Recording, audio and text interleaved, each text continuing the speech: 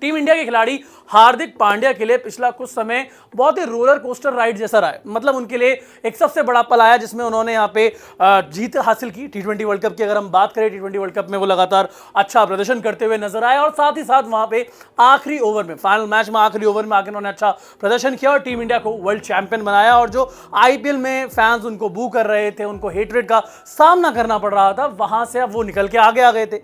लेकिन जैसे मैंने शुरुआत में कहा कि एक रोलर कोस्टर राइड यहां पे नजर आ रही है पूरी तरह से। अगर हम बात करें हार्दिक पांड्या के लिए, शुरुआत में जब आईपीएल में कैप्टन बने थे तब रोहित के साथ जो लड़ाई की खबरें आई थी वो, फिर यहां पे टी20 वर्ल्ड कप में अच्छा प्रदर्शन करना और फिर उपकप्तानी से हाथ धो बैठना और फिर तलाक की खबरें। लेकिन इस पूरी रोलर कोस्टर राइड में जो सबसे बड़ी हाईलाइट थी वो ये थी कि हार्दिक पांड्या अकेले थे।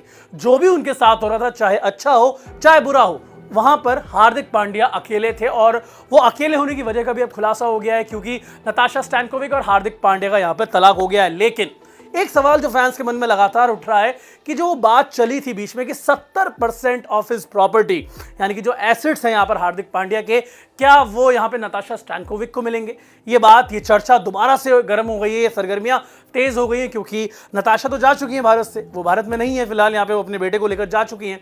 लेकिन अब मैं आपको समझाता हूं कि क्या सच में 70% वाला जो सिनेरियो बताया जा रहा है वो सच भी है या फिर सिर्फ एक अफवाह है। तो देखिए, यहाँ पे जो सारी सिनेरियोज हैं वो बता रहे हैं और लबोलुबाब जो है वो ये है कि जो ये 70% वाली बात है ये पूरी तरह से अफवाह, इसमें कोई भी सच्चाई यहाँ पर होती हुई नजर नहीं आ रही है, कोई सच्चाई इस चीज में नहीं है।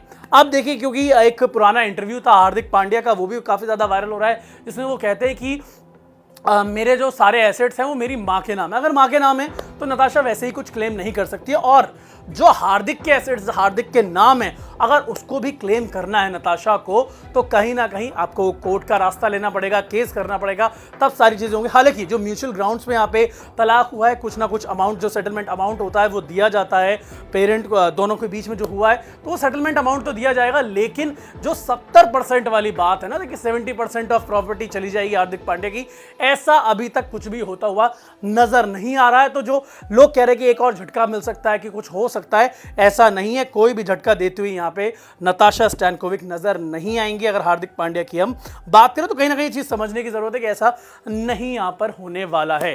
तो आप लोगों को क्या लगता है, ये जो अलग हुए हैं, ये पूरा फियास्को चला है, इस पर आप लोगों को क्या राय है? आप अपनी राय हमें कमेंट सेक्शन में दे सकते हैं।